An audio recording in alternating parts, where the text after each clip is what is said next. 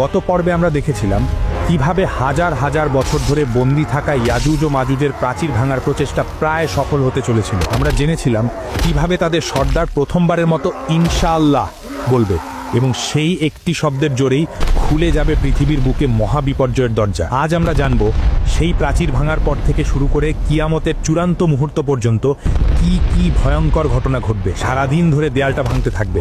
দিন শেষে যখন দেয়ালটা প্রায় ভেঙে পড়ার মতো অবস্থায় চলে আসবে, তখন তাদের সর্দার হয়তো আল্লাহর ইচ্ছাতেই বলে উঠবে, আজকের মতো এখানেই থামো, ইনশাআল্লাহ বাকি কাজটা আমরা আগামীকাল এসে শেষ করব। সেই একটা মাত্র শব্দ ইনশাআল্লাহ তাদের হাজার হাজার বছরের চেষ্টাকে সফল করে দেবে। পরের দিন সকালে যখন তারা ফিরে আসবে, তখন তারা দেখবে দেয়ালটা ঠিক তেমনই ভাঙা অবস্থায় আছে যেমনটা তারা দেখে গিয়েছিল।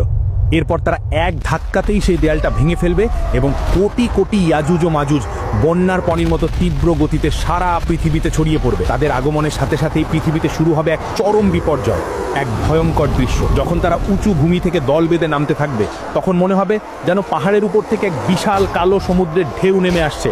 তাদের চিৎকার আর পায়ের শব্দে মাটি কাঁপতে থাকবে। তারা তাদের যাত্রাপথে যা কিছু পাবে সব কিছু ধ্বংস করে দেবে।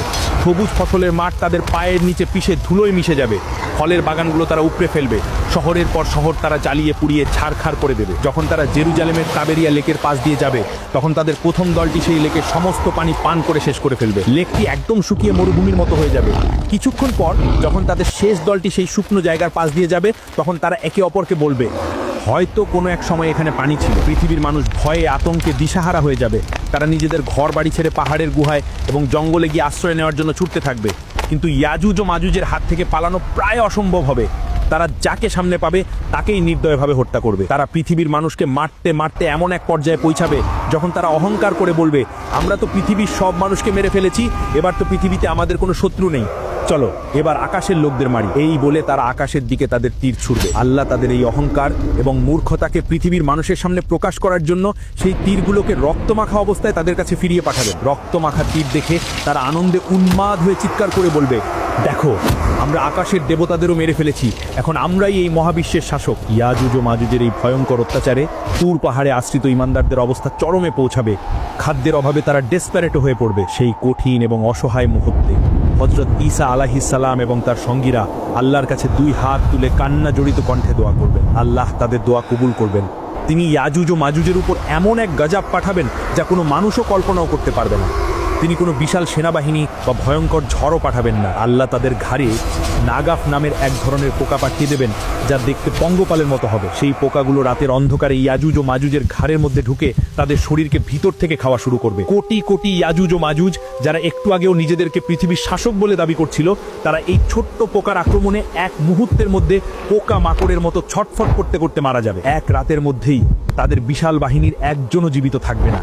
তারা সবাই একসাথে পচে গলে এমনভাবে মারা যাবে যে তাদের মরা দেহের দুর্গন্ধে পৃথিবীর বাতাসে নিঃশ্বাস নেওয়াটাই কঠিন হয়ে যাবে। সকালে যখন হযরত ঈসা আলাইহিস সালাম এবং তার সঙ্গীরা পাহাড় থেকে নিচে নেমে আসবেন, তখন তারা দেখবেন পৃথিবীর বুকে এক বিঘত জায়গাও খালি নেই যা ইয়াজুজ ও মাজুজের পচা গলা লাশে ভরে যায়নি। সেই অসহনীয় দুর্গন্ধে যখন পৃথিবীতে শ্বাস নেওয়াটাই কঠিন হয়ে যাবে, তখন হযরত ঈসা আলাইহিস সালাম আবার আল্লাহর কাছে দোয়া করবেন। আল্লাহ তখন উটের ঘরের মতো বিশাল বিশাল আকারের পাখি পাঠাবেন।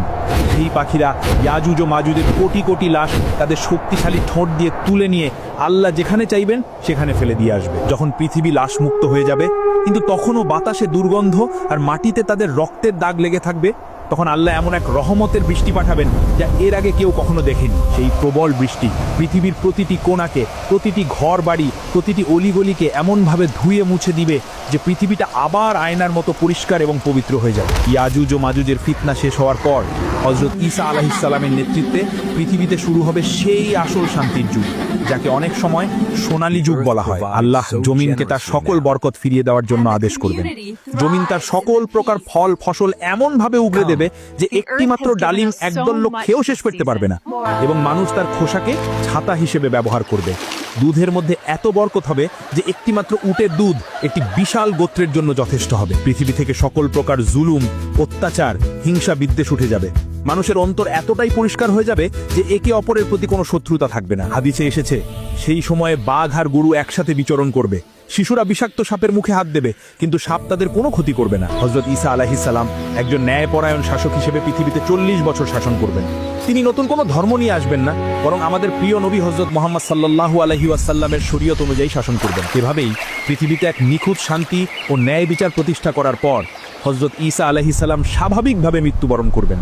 মুসলিমরা তার জানাজার নামাজ আদায় করবেন এবং আমাদের প্রিয় নবী হযরত মুহাম্মদ সাল্লাল্লাহু আলাইহি ওয়াসাল্লামের রওজার পাশেই তাকে দাফন করা হবে। হযরত ঈসা আলাইহিস সালামের মৃত্যুর পর পৃথিবীতে আবার ধীরে ধীরে বিপর্যয় নেমে আসতে শুরু করবে। ভালো মানুষের সংখ্যা কমতে থাকবে এবং খারাপ মানুষের সংখ্যা বাড়তে থাকবে। ঈমানদার মানুষরা এক এক করে পৃথিবী থেকে বিদায় নিতে থাকবেন। দ্বীনি জ্ঞান ধীরে ধীরে উঠে যাবে আর পৃথিবী আবার অজ্ঞতা আর পাপাচারের অন্ধকারে ডুবে যেতে শুরু করবে। এমন এক সময় আসবে যখন পৃথিবীতে আল্লাহ নামটি নেওয়ার মতো আর কোনো লোক থাকবে না। হাদিসে এসেছে, সেই সময় পৃথিবীর বুকে সবচেয়ে নিকৃষ্ট লোকেরাই বেঁচে থাকবে।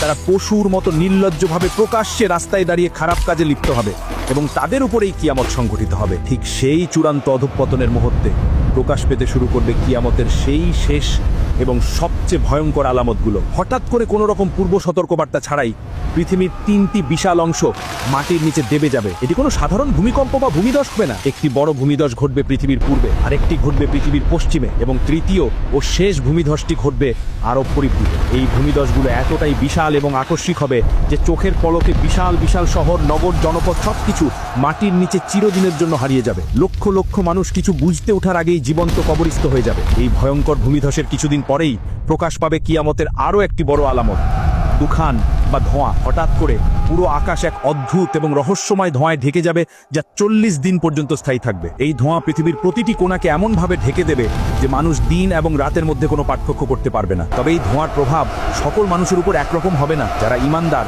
তাদের উপর এই ধোঁয়ার প্রভাব হবে খুবই সামান্য। তাদের কাছে এটাকে শুধু হালকা সর্দি কাশির মতো মনে হবে। কিন্তু যারা অবিশ্বাসী তাদের জন্য এই ধোঁয়া হবে এক ভয়ঙ্কর আযাব। সেই ধোঁয়া তাকে নাক, কান এবং চোখ দিয়ে শরীরের ভিতরে প্রবেশ করে তাদের প্রচণ্ড যন্ত্রণা দেবে। তাদের কাছে মনে হবে যেন তাদের মাথাটি আগুনের উপর রেখে ভাজা হচ্ছে। তারা ব্যথায় ছটফট করতে থাকবে এবং মুক্তির জন্য আর্তনাদ করবে, কিন্তু কোনো মুক্তি মিলবে না। 40 দিন ধরেই ভয়ঙ্কর আযাব চলার পর যখন সেই রহস্যময় ধোঁয়ার 40 দিনের আযাব শেষ হয়ে যাবে, তখন মানুষ ভাববে হয়তো সবচেয়ে ভয়ঙ্কর সময়টি পার হয়ে গেছে। কিন্তু তারা জানতো না এটি ছিল চূড়ান্ত ধ্বংসের আগের শেষ শান্ত অবস্থা। সেই রাতের পর যখন ভোরের আলো ফোটার সময় হবে, তখন মানুষ এক অবিশ্বাস্য এবং ভয়ঙ্কর দৃশ্যের সাক্ষী হবে যা মানবজাতির ইতিহাসে আর কখনো হয়নি। সেই দিন সূর্য পূর্ব দিক থেকে নয়, বরং পশ্চিম দিক থেকে উদিত হবে। এই দৃশ্য দেখার সাথে সাথেই পৃথিবীর সকল মানুষ, সে মুমিন হোক বা কাফের, এক মুহূর্তের মধ্যে বুঝতে পারবে যে সময় শেষ, কিয়ামতের চূড়ান্ত ঘোষণা এসে গেছে। তখন পৃথিবীর সকল কাফের আর পাপী বান্দারা ভয়ে আল্লাহর সামনে সেজদায় লুটিয়ে পড়বে। তারা তাদের পাপের জন্য কান্না করে ক্ষমা চাইতে শুরু করবে।